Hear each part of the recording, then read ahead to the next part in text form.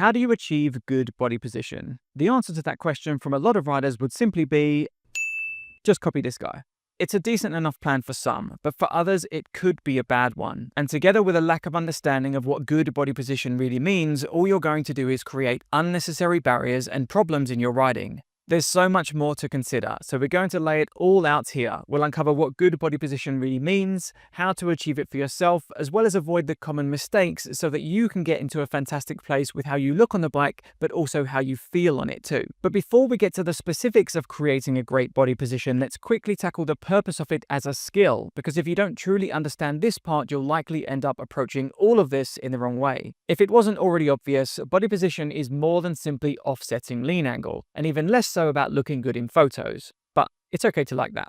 The fundamental skill of body position is about creating a stable position that allows you to ride how you want most comfortably and effectively while giving the bike what it wants from a stability and lean angle perspective. This means that the most important factors of this skill are about being comfortable, improving your ability to use the bike, and reducing risk. And as we'll discover later, this can look different to different riders, all the way up to the top of the sport. So we know the goal. How exactly do we go about achieving that? Well, let's start with where most people do, with the specific positions you put yourself in for a corner. And in the interest of not overcomplicating things, here's the simplest way to do that. Notepads ready? Okay, let's go. Have the balls of your feet on the pegs going down the straight and when moving around, and obviously moving them to change gear and use the rear brake when you want to. In the corners, you can maintain this position with the balls of the feet on the pegs, but for the outside foot, you may find it easier to hook the heel into the peg, turning the toes outward. For the inside foot, make sure your toes are well tucked away. If they're sticking out too much, they're likely going to limit your ground clearance and lean angle. Seating position is also nuanced. You can sit right up against the tank or a little way off it. I prefer the latter as it stops me rotating my hips around the tank, keeping them squarer, making it easier to point my head into the turn.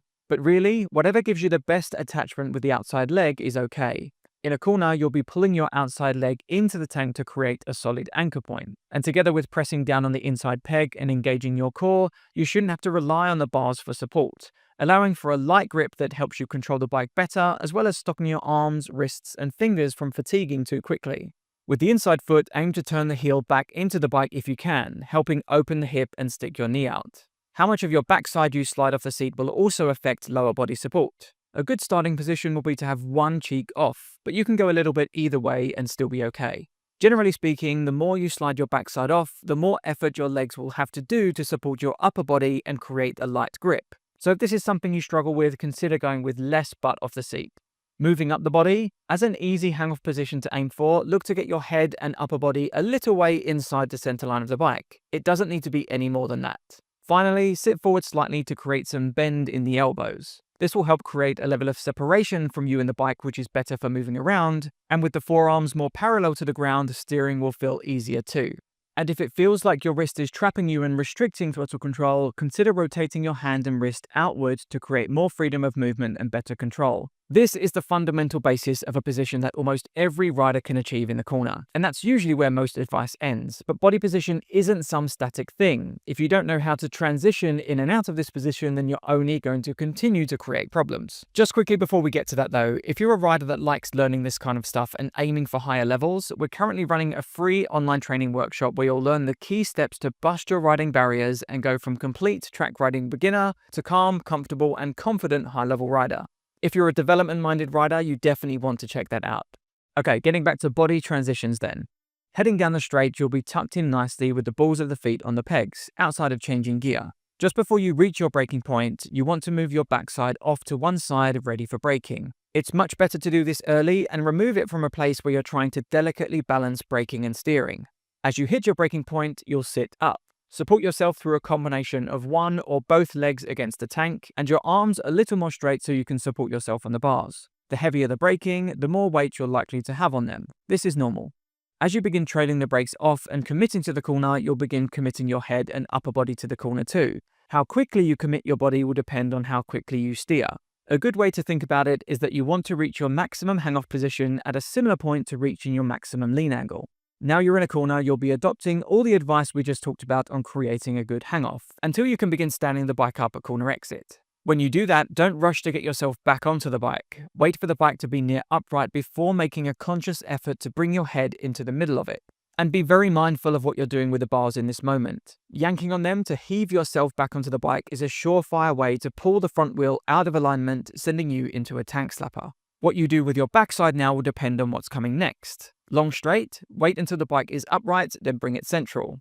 Another corner going in the same direction, keep your backside in the same position and just move your upper body. Another corner in the opposite direction, move from one side of the seat to the other in one movement as the bike becomes upright. And remember, all of these movements need to be smooth, being mindful not to grip too tightly and jerk yourself around. Why can't I say that? Okay, yep, just heard it. When it comes to being smooth, your body movements are just as important as any other control. So all of that should give you a very solid base to start from, but there's still some ideas that riders have which I think create unnecessary difficulty and confusion, and we can make this a whole lot simpler when we fix them. First, peg and body steering. Some riders believe that pressing down on the peg leans the bike into a corner, but this isn't true. Just in the same way that pushing forward on the handlebars isn't going to make the bike go forward. That's not how the physics work. Now, sizable shifts of the body will do enough to destabilize the bike and affect its line, but these effects are minimal and difficult to even control, so ultimately they're in no way a substitute for steering the bike with the handlebars. For simplicity's sake, think of body movement and steering as two different things. Body position and movement for stability, offsetting lean angle and allowing you to better use the controls. Handlebars for steering into corners and picking the bike up out of them. Approaching it like this is going to give you more conscious control over your direction while simplifying how you think about body position and movement. And second, stop trying to perfect body position.